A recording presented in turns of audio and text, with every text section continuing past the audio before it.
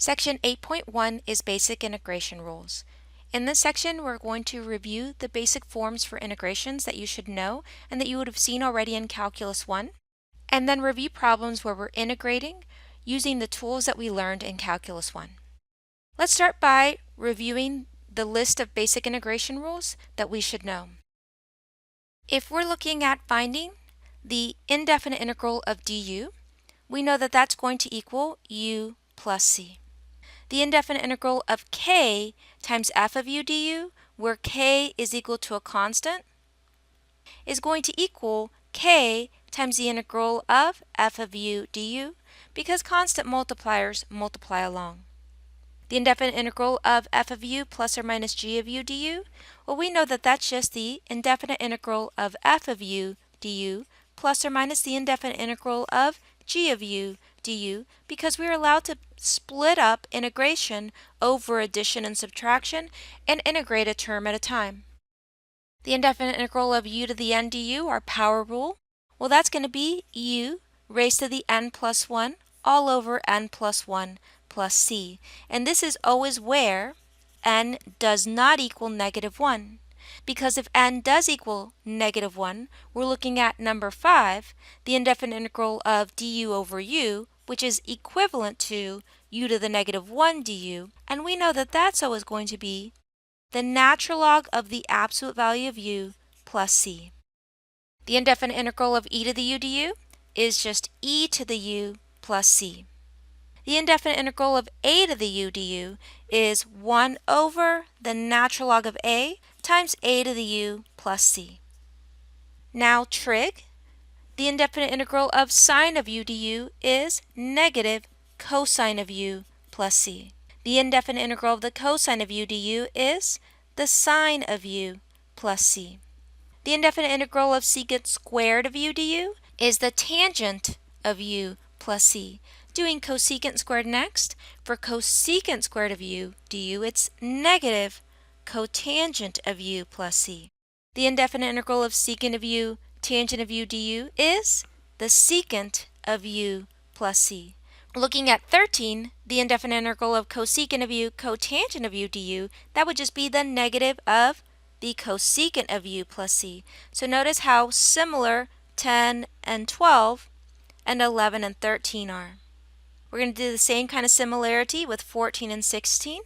The indefinite integral of the secant of u du is the natural log of the absolute value of the secant of u plus the tangent of u plus c. For the indefinite integral of the cosecant of u du, we have negative natural log of the absolute value of the cosecant of u plus cotangent of u plus c. So notice that the cofunctions are always negative. The cofunctions are always negative, and they follow the same pattern. For tangent of u du, we have the indefinite integral of tangent of u du as the negative natural log of the absolute value of the cosine of u plus c. And finally, for the cotangent of u, it's positive natural log of the absolute value of the sine of u plus c. The last three that we have here are inverse trig. Remember when it is a number minus a variable, because for 18, 19, and 20, a is always the number and u is always the variable. What we would have here for this first one, inverse sine, and that's just going to be the inverse sine of u over a plus c. When it's a plus sign and there's no radical, so there's no square root, we knew that this guy here was inverse tangent, and that was 1 over a times the inverse tangent of u over a plus c. And the last one, if it was a variable minus a number, and we were looking at the square root, that was going to be the inverse secant, and that will be 1 over a times the inverse secant of the absolute value of u over a plus c. So those 20 forms, we've been using them in all the sections that we've covered thus far, but those are the 20 forms that you need to know. Now, when you're integrating anything, what you should always do is first try to figure out, does the integrand, does the thing that you're trying to integrate, does it match one of those basic forms? If the answer is yes, then just use that form to find the answer. If it's no, then what you need to do next is try a u sub. You would use a u sub to try to get into one of those basic forms. If that doesn't work, then you can use some of the following procedures that'll help you get into basic form. One of the procedures is expand the numerator. So for example, if I have 1 plus e to the x squared, I can write it twice in FOIL, and then I would be in basic form. You can separate the numerator. So if you have something like x plus 1 over x squared plus 1, you can write each term in the numerator over the denominator to get yourself into something that you can integrate. You can complete the square if you have something that looks like inverse trig but isn't exactly inverse trig. You can divide improper rational expressions. If the degree of the numerator is greater than or equal to the degree of the denominator, you always start with long division of polynomials to obtain something that you can then integrate.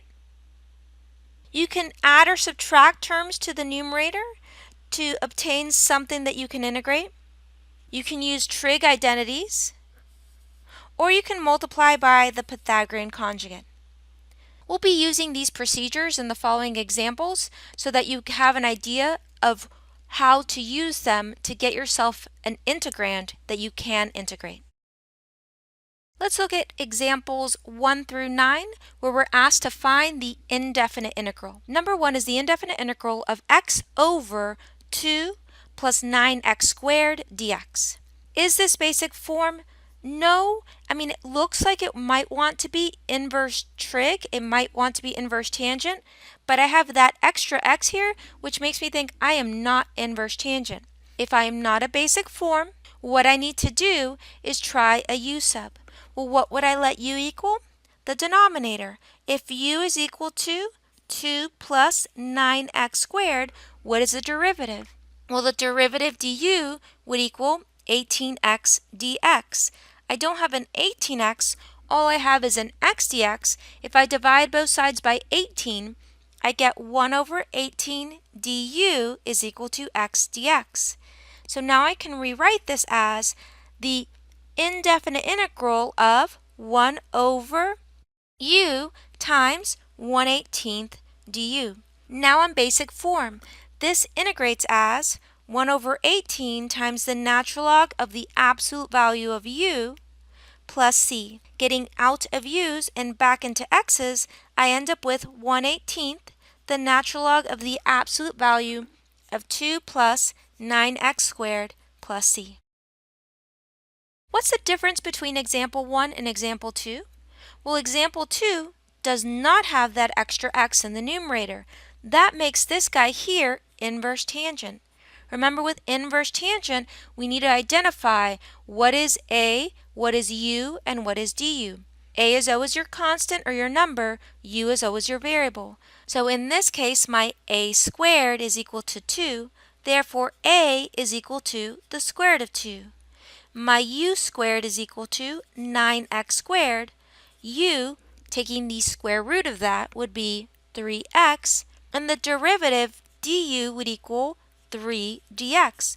Well, I don't have a 3 dx, I have a 1 dx. That's not a big deal. I divide by 3, and I get 1/3 du is equal to dx.